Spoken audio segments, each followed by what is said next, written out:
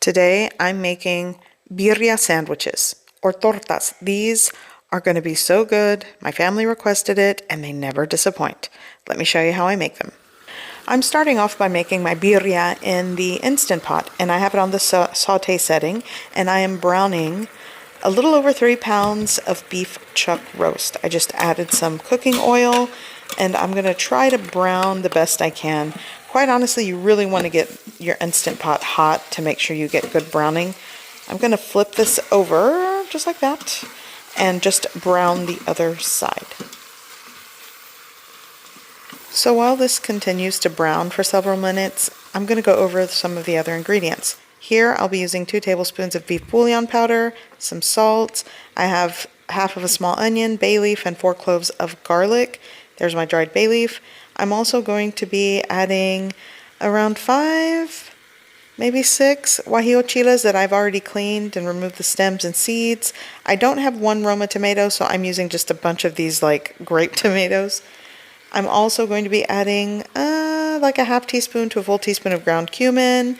Here I have just a pinch of ground cinnamons going in and a tiny pinch of ground clove. And like I said, just a pinch of each goes a long way.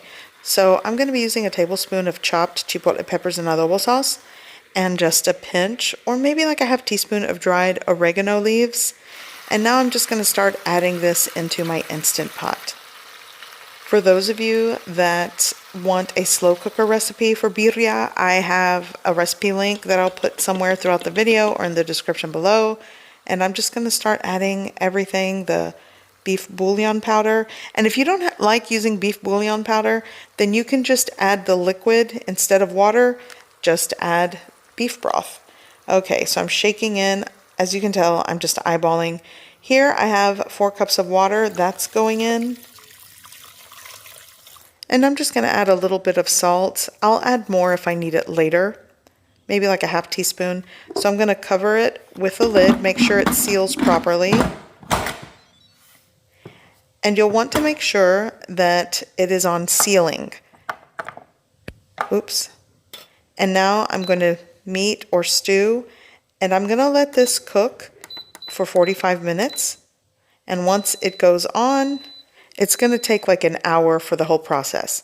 Once it has cooked, I had this setting here for like 15 minutes, and you'll see the pressure hasn't naturally released fully, so I'm going to do a quick release. Be careful. And I want to give you an idea. This does shoot up really high, the hot steam, so you got to be careful. Okay, once that little button drops down, that lets you know that the pressure is released so you can safely open it. And there you have it. So now I'm just going to remove all the onion, garlic, tomato, the guajillo peppers, and pretty much anything that's kind of solid like the garlic, and I'm putting it in a blender cup. This is what I'm going to puree and blend to add back into all of this rendered liquid. By the way, you'll want to remove the bay leaf and just continue fishing out everything. I'm also going to carefully remove the meat, and let me tell you, this is just, oh my gosh, tender. Oh, it looks amazing, smells amazing. I can't wait. So I'm just going to place this on a small baking sheet to let it sort of rest and hang out until I need to chop it up.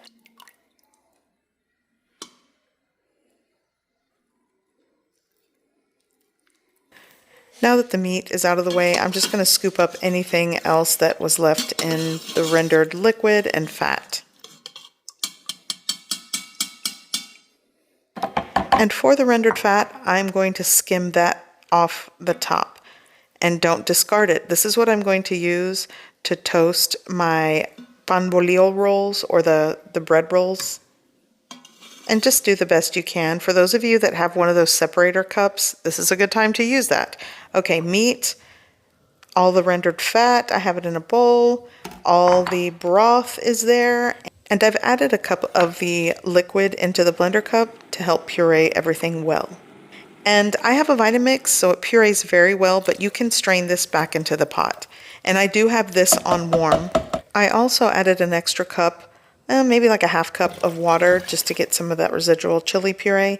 And now you'll want to adjust the salt and seasoning to your preference.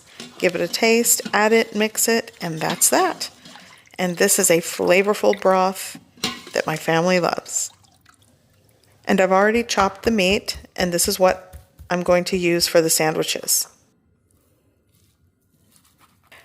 So I have my Mexican style French rolls, slice them open in half, and I'm going to be using shredded cheese. You can use low moisture mozzarella or Oaxaca. This is all I had today, so I'm going for it.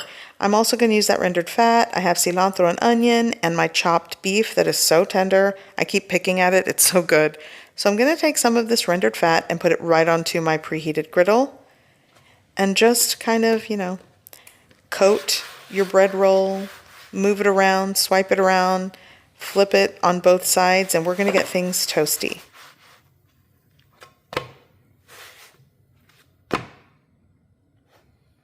As it toasts, I like to give it a firm press. You don't have to do that. I don't know. I like to mash them down just to make sure they're toasting evenly. And then flip that over carefully. I'm going to flip this one over. And now it's time to start building this. I'm going to just sprinkle on my little mixed cheese here. Like I said, I typically like to use Oaxaca or low moisture mozzarella, but I didn't have that today. So just that's going on. Now for all of my chopped beef, that's going to go right on top of the cheese.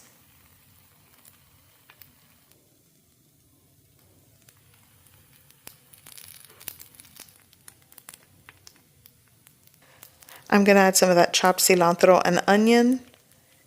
And this is how my family likes it. If you like other toppings, by all means, build your birria sandwich the way you like.